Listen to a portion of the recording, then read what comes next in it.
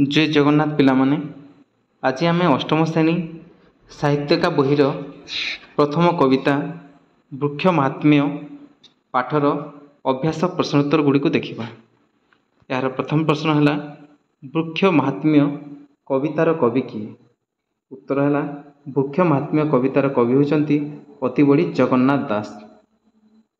प्रश्न नंबर 2, कवि जगन्नाथ दास क्यों शताब्दी जन्मग्रहण करते? उत्तर है कवि जगन्नाथ दास पंचदश शताब्दीर शेषार्धरे जन्मग्रहण करते। प्रश्न नंबर 3, जगन्नाथ दास रचित भागवतर क्यों स्कंदर वृक्ष महात्म्य कविताटी अणाई? उत्तर है जगन्नाथ दास रचित भागवतर दशम स्कंदर गोपलीला अंतर्गत त्रयोविंश अध्याय वृक्ष महात्म्य कविताटी अणाई। प्रश्न नंबर 4, कन्याय गले तोष होई क्यों मानकु एठारे कन्याय बोली कहुछि? उत्तर है गोपांगना मानकु एठारे कन्याय बोली कहुछि। प्रश्न नंबर 5, दामोदर की? उत्तर है दामोदर होउछंती कृष्ण। प्रश्न नंबर 6, तांकर नाम दामोदर होइछि काहेकि? उत्तर है दाम शब्दटीर अर्थ होछि दौड़ी। पिलादिने अमानिया कृष्ण को यशोदा दौड़ी बांधी दाग तांको शरीर में रही तांकर नाम दामोदर होइछि। प्रश्न नंबर 7, वृक्ष महात्म्य कवितार क्यों ऋतुर घटना वर्णना कराଯାଇଛି? उत्तर है वृक्ष महात्म्य कवितार ग्रीष्म ऋतुर घटना वर्णना कराଯାଇଛି। परवर्ती प्रश्न, पोई होइले दुख भागी क्यों माने दुख अनुभव करते? उत्तर है पोई होइले दुख भागी गोप बालक माने दुख अनुभव करते। प्रश्न नंबर 9, सेमाने दुख अनुभव करते कहीं? उत्तर है प्रचंड ग्रीष्म ताप हेतु सेमाने दुख अनुभव करते। परवर्ती प्रश्न नंबर 10, स्तोक कृष्ण किए? उत्तर है स्तोक कृष्ण होती श्रीकृष्ण जड़े सखा बा मैत्र। प्रश्न नंबर 11, क्यों मानक आगरे श्रीकृष्ण कथा कहते? उत्तर है गोप बालक मानक आगरे श्रीकृष्ण कथा कहते। श्रीकृष्ण क्यों विषय वर्णना करते? उत्तर है श्रीकृष्ण वृक्षर महात्म्य विषय वर्णना करते। प्रश्न नंबर 13, वृक्ष को सुजन बा भल मनीषों सहित तुलना कराଯାଇଛି काहेकि? उत्तर है सुजन माने परर उपकार करती, ठीक से ही भली वृक्ष परर उपकार करे, तेणु वृक्ष को सुजन बा भल मनीषों सहित तुलना कराଯାଇଛି। प्रश्न नंबर 14, धन्य जीवन एहांकर एठारे क्यों मानक जीवन विषय कहुछि? उत्तर है धन्य जीवन एहांकर एठारे वृक्ष मानकर जीवन विषय कहुछि। परवर्ती प्रश्न नंबर 15, जीविका हंती प्राणींकर यही धाड़ी वृक्ष संपर्क तुम्हें कौन जानवा पाउछ? उत्तर है जीविका हंती प्राणींकर यही धाड़ी वृक्षर परोपकारिता संपर्क आम जानवा पाउछ। प्रश्न नंबर 16, क्यों स्थान को गले अतिथि को निराश होगाकू पड़ेना? उत्तर है सुजन लोक बा भल लोकों घर को गले अतिथि को निराश होगाकू पड़ेना। प्रश्न नंबर 17, इह लोक और परलोक क्यों मानक जीवन धन्य हुए बोली कवि कहते? उत्तर है जो माने मन वचन और धन रे परोपकारी अटंती सेमानक जीवन इह लोक और परलोक धन्य हुए बोली कवि कहते। प्रश्न नंबर 18, वृक्ष महात्म्य कवितार क्या राम बोली कहुछि? उत्तर है वृक्ष महात्म्य कवितार बलराम को राम बोली कहुछि। सप्रसंग सरलार्थ लेख। परवर्ती प्रश्न नंबर 19, धन्य जीवन एहांकर जीविका हंती प्राणींकर। उत्तर है संक्षिप्त पद्यांशटी अतिबड़ी जगन्नाथ दास रचित वृक्ष महात्म्य शीर्षक कवितार गृहीत। उक्त प्रसंग में कवि वृक्षर महत्व वर्णना करछन्ति। गोरु चराइबा बेले वृक्षर छाया बसिथिबा कृष्ण सखा गोप बालक मानकु वृक्षर विभिन्न महत्व बुझाई कहिचन्ति। सुजन मानकर स्वभाव भली वृक्ष माने परोपकार करती, सेमाने शीत वर्षा ଓ ଗ୍ରୀଷ୍ମର ଦୁଃଖ ସହ୍ୟ କରି ଅନ୍ୟମାନଙ୍କୁ ସୁଖ ଦାନ କରନ୍ତି। ଜଗତର ପ୍ରାଣୀମାନଙ୍କ ପାଇଁ ସେମାନେ ଜୀବିକା ହେଉଥିବାରୁ ତାଙ୍କର ପ୍ରାଣ ଧନ୍ୟ ବୋଲି କୃଷ୍ଣ ଗୋପବାଲକମାନଙ୍କୁ ବୁଝାଇ କହିଛନ୍ତି। ପ୍ରସଙ୍ଗଟି ଯଥାର୍ଥ ଅଟେ। ପ୍ରଶ୍ନ ନମ୍ବର 20। ଏହାଙ୍କ ପ୍ରାୟ ଯେବେ ହୋଇ ସଂସାର ମଧ୍ୟେ ଦେହ ବହି। ଉତ୍ତର ହେଲା ସଂସ୍କୃତ ଉଦ୍ଧୃତାଂଶଟି ଅତିବଡ଼ି ଜଗନ୍ନାଥ ଦାସଙ୍କ ରଚିତ ବୃକ୍ଷ ମାହାତ୍ମ୍ୟ ଶୀର୍ଷକ କବିତାରୁ ଗୃହୀତ। ଉକ୍ତ ପ୍ରସଙ୍ଗରେ କବି ବୃକ୍ଷର ପରୋପକାରିତା ବିଷୟରେ ସୂଚନା ଦେଇଛନ୍ତି। ଶ୍ରୀକୃଷ୍ଣ ଗୋରୁ ଚରାଉଥିବା ବେଳେ ବୃକ୍ଷ ଛାୟାରେ ବସିଛନ୍ତି। ସେ ସେମାନଙ୍କୁ ବୃକ୍ଷର ମାହାତ୍ମ୍ୟ ବିଷୟରେ ବିଭିନ୍ନ କଥା ବୁଝାଇ କହିଛନ୍ତି।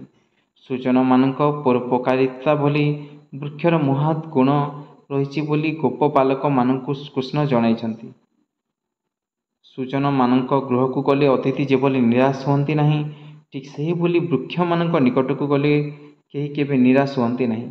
ପରୋପକାରୀ ବୃକ୍ଷ ପତ୍ର, ଫୁଲ, ଫଳ, ଛାଇ, ମୂଳ, ବକଳ, କାଠ, କ୍ଷାର, ଅଙ୍ଗାର, ଭସ୍ମ ଓ ଅଠା ଆଦି ପ୍ରଦାନ କରି ନିଜର ସେବା ପରାୟଣତାର ପରିଚୟ ଦେଇଥାଏ। ପ୍ରାଣୀମାନେ ସଂସାର ମଧ୍ୟରେ ଦେହ ଧରି ଏହିଭଳି ସେବାପରାୟଣ ହେବା ଉଚିତ ବୋଲି କୃଷ୍ଣ ଗୋପବାଲକମାନଙ୍କୁ କହିଛନ୍ତି। ପ୍ରସଙ୍ଗଟି ଅତ୍ୟନ୍ତ ଶିକ୍ଷାମୂଳକ ଅଟେ। ପ୍ରଶ୍ନ ନମ୍ବର 21। ମନ ବଚନ ଧନେ କରି ଯେ ହୁଏ ପର ଉପକାରୀ, ଦିନ ହରନ୍ତି ଦୁଃଖ ସୁଖେ, ସେ ଧନ୍ୟ ଇହ ପରଲୋକେ। ଏହି ସପ୍ରସଙ୍ଗ ସଲାର୍ଥର ଅର୍ଥ ହେଲା, ତାର ଉତ୍ତର ଦେଖିବା। ସଂସ୍କୃତ ଉଦ୍ଧୃତାଂଶଟି ବୃକ୍ଷ ମାହାତ୍ମ୍ୟ ଶୀର୍ଷକ ପଦ୍ୟରୁ ଗୃହୀତ। ଉକ୍ତ ପ୍ରସଙ୍ଗରେ କବି ଜଗନ୍ନାଥ ଦାସ ପରୋପକାରୀ ଜୀବନ କିଭଳି ଧନ୍ୟ ହୁଏ ତାହା ବର୍ଣ୍ଣନା କରିଛନ୍ତି। ଗୋପାଳ ବାଲକମାନଙ୍କ ମେଳରେ ଶ୍ରୀକୃଷ୍ଣ ଗୋରୁ ଚରାଉଥିବା ବେଳେ ବୃକ୍ଷର ସୁଶୀତଳ ଛାୟାରେ ବସିଛନ୍ତି। ବୃକ୍ଷର ପରୋପକାରିତା ଗୁଣ ସମ୍ପର୍କରେ ସେମାନଙ୍କୁ ବୁଝାଇବାକୁ ଯାଇ କୃଷ୍ଣ କହିଛନ୍ତି ଯେ ସଂସାରରେ ପରୋପକାରୀ ହିଁ ଧନ୍ୟ। ଯେଉଁ ପ୍ରାଣୀମାନେ ମନ, ବଚନ, ଧନରେ ପରୋପକାରୀ ହୁଅନ୍ତି, ସେମାନେ ଦୁଃଖ ସୁଖରେ କାଳ କାଟିବା ସହିତ ଇହ ଜନ୍ମ ଓ ପରଜନ୍ମରେ ଧନ୍ୟ ହୁଅନ୍ତି। ଯଥାର୍ଥରେ କହିଲେ ପ୍ରସଙ୍ଗଟି ଅତ୍ୟନ୍ତ ଶିକ୍ଷାମୂଳକ ଅଟେ। ଦୀର୍ଘ ଉତ୍ତରମୂଳକ ପ୍ରଶ୍ନ। ପ୍ରଶ୍ନ ହେଲା 22। ବୃକ୍ଷମାନେ କିପରି ଭାବରେ ପରର ଉପକାର କରନ୍ତି ତାହା ପଠିତ କବିତା ଅନୁସରଣରେ ବର୍ଣ୍ଣନା କର। ପିଲାମାନେ ତୁମେ ଏହାର ଉତ୍ତରଟିକୁ ଦେଖିଦେବ, ପଢ଼ିଦେବ। ପରବର୍ତ୍ତୀ ପ୍ରଶ୍ନକୁ ଦେଖିବା। ପ୍ରଶ୍ନ ନମ୍ବର 23। ବୃକ୍ଷମାନଙ୍କ ଜୀବନ ଧନ୍ୟ କବି ଏପରି କାହିଁକି କହିଛନ୍ତି? ଏହାର ଉତ୍ତର ବି ଅଛି, ତୁମେ ପଢ଼ିଦେବ ଟିକେ। ପରବର୍ତ୍ତୀ ପ୍ରଶ୍ନ ଦେଖିବା। 24। କବିତାଟିର ନାମ ବୃକ୍ଷ ମାହାତ୍ମ୍ୟ ରଖାଯିବାର ଯଥାର୍ଥତା ଆଲୋଚନା କର। କବି କାହିଁକି କବିତାର ନାମ ବୃକ୍ଷ ମାହାତ୍ମ୍ୟ ରଖିଛନ୍ତି? ଏହାର ଉତ୍ତର ହେଲା, ଦେଖିଦିଅ ଉତ୍ତର। ଆଉ ଗୋଟେ ପ୍ରଶ୍ନ ହେଲା ପ୍ରଶ୍ନ ନମ୍ବର 25। ଅବିଚାରିତ ଭାବରେ ବୃକ୍ଷ ଛେଦନ ଫଳରେ ସମାଜର ଯେଉଁ କ୍ଷତି ହେଉଛି ସେ ବିଷୟରେ ବର୍ଣ୍ଣନା କରି ଗୋଟିଏ ପ୍ରଚାର ପତ୍ର ପ୍ରସ୍ତୁତ କର। ଏହାର ଉତ୍ତର ହେଲା,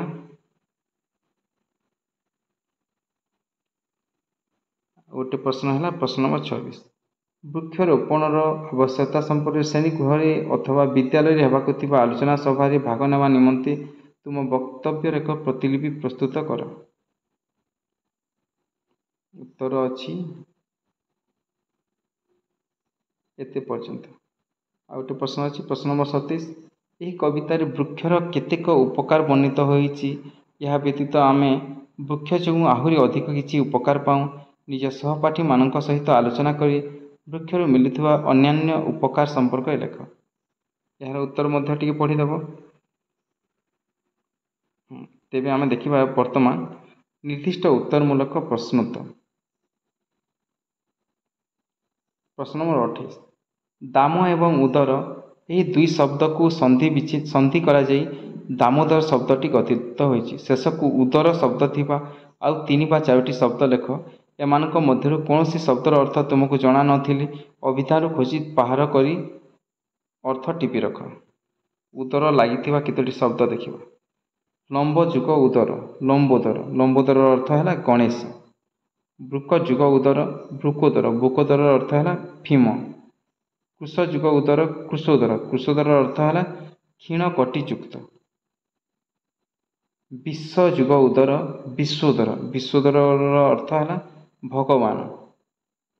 ପରବର୍ତ୍ତୀ ପ୍ରଶ୍ନ ନମ୍ବର 29। ତଳଲିଖିତ ନାମମାନଙ୍କ ମଧ୍ୟରୁ ଯେଉଁଗୁଡ଼ିକ ଶ୍ରୀକୃଷ୍ଣଙ୍କ ସଖାଙ୍କ ନାମ ନୁହେଁ ତାହାକୁ ବାଛି ଲେଖ। ଶ୍ରୀକୃଷ୍ଣଙ୍କ ସଖାଙ୍କ ନାମ ନୁହେଁ। ଶ୍ରୀଦାମ ଏହା ତ ଶ୍ରୀକୃଷ୍ଣଙ୍କ ସଖା। ସୁବଲ ମଧ୍ୟ ଶ୍ରୀକୃଷ୍ଣଙ୍କ ସଖା। ଭୀମ ଶ୍ରୀକୃଷ୍ଣଙ୍କ ସଖା ନୁହେଁ। ଅର୍ଜୁନ ଶ୍ରୀକୃଷ୍ଣଙ୍କ ସଖା। ପ୍ରାଂଶୁ ଶ୍ରୀକୃଷ୍ଣଙ୍କ ସଖା ନୁହେଁ। ଅଂଶୁ ଶ୍ରୀକୃଷ୍ଣଙ୍କ ସଖା। ବଜ୍ରହସ୍ତ ମଧ୍ୟ ଶ୍ରୀକୃଷ୍ଣଙ୍କ ସଖା ନୁହେଁ। ଦେବପ୍ରସ୍ଥ ହେଉଛନ୍ତି ଶ୍ରୀକୃଷ୍ଣଙ୍କ ସଖା। ତ ଏହାର ଉତ୍ତର ହେବ ଭୀମ, ପ୍ରାଂଶୁ ଆଉ ବଜ୍ରହସ୍ତ। ପରବର୍ତ୍ତୀ ପ୍ରଶ୍ନ ନମ୍ବର 30।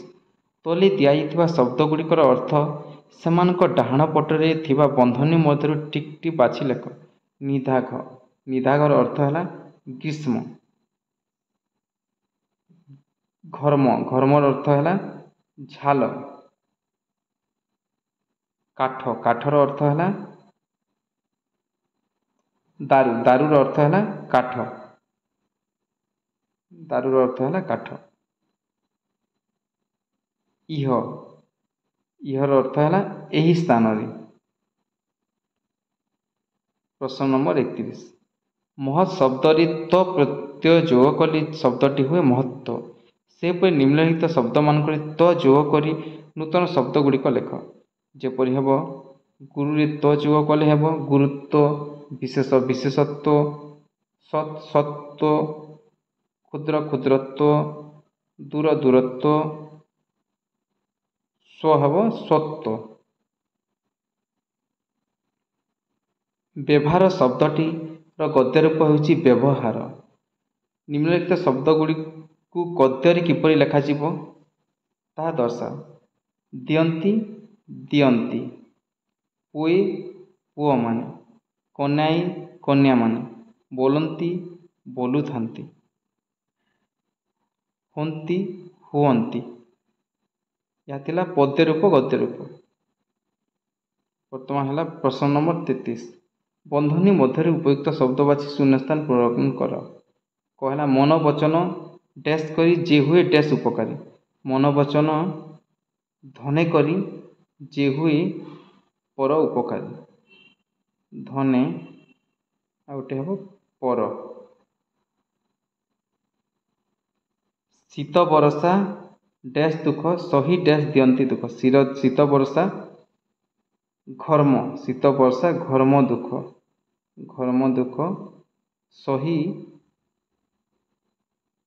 ଡ୍ୟାସ୍ ଦିଅନ୍ତି ସୁଖ। ସହି ଆମ୍ଭଙ୍କୁ ଦିଅନ୍ତି ସୁଖ। ଶୀତ ବର୍ଷା ଘର୍ମ ଦୁଃଖ ସହି ଆମ୍ଭଙ୍କୁ ଦିଅନ୍ତି ସୁଖ। ପ୍ରଶ୍ନ ନମ୍ବର 34। ନିମ୍ନଲିଖିତ ପଂକ୍ତିଗୁଡ଼ିକରେ ଥିବା ରେଖାଙ୍କିତ ଶବ୍ଦଗୁଡ଼ିକର ଅର୍ଥ ଲେଖ। ନିଦାଘ ରବି ତେଜ ଲାଗି ଏଠାରେ ଲାଗି ତଳେ ରେଖାଙ୍କିତ କରାଯାଇଛି। ଲାଗି ଶବ୍ଦର ଅର୍ଥ ହେଲା ଲାଗିର ଅର୍ଥ ହେଲା ଦେହରେ ଲାଗି ସଂସ୍ପର୍ଶରେ ଆସେ। ଝୁରୁଛି ମୁହିଁ ପୁତ୍ର ଲାଗି ଏଠାରେ ଲାଗି ଶବ୍ଦର ଅର୍ଥ ହେଲା ନିମିତ୍ତ ବା ପାଇଁ। ମିଳିଲେ ଯମୁନାର ଲାଗି ଲାଗି ଶବ୍ଦର ଅର୍ଥ କ'ଣ? ଲାଗି ଶବ୍ଦର ଅର୍ଥ ହେଲା କୂଳରେ ବା ନିକଟରେ। ସଞ୍ଚିତ ଧନ କର୍ମେ ଲାଗି ଏଠାରେ ଲାଗି ଶବ୍ଦର ଅର୍ଥ କ'ଣ? ଏଠାରେ ଲାଗି ଶବ୍ଦର ଅର୍ଥ ହେଲା ପ୍ରଯୋଜନ ହୁଏ ବା କାମରେ ଲାଗେ। ପିଲାମାନେ ଯଦି ତୁମକୁ ଭିଡ଼ିଓଟି ଭଲ ଲାଗୁଛି ତେବେ ଚ୍ୟାନେଲଟିକୁ ସବସ୍କ୍ରାଇବ୍ କରିଦିଅ ଏବଂ ଭିଡ଼ିଓଟିକୁ ଲାଇକ୍ କରିଦିଅ। କମେଣ୍ଟରେ ଲେଖ ତୁମର ମତାମତ। ଏମିତି ଭିଡ଼ିଓ ଦେଖିବା ପାଇଁ ଆମ ଚ୍ୟାନେଲ ସହିତ ଯୋଡ଼ି ରହ। ଧନ୍ୟବାଦ।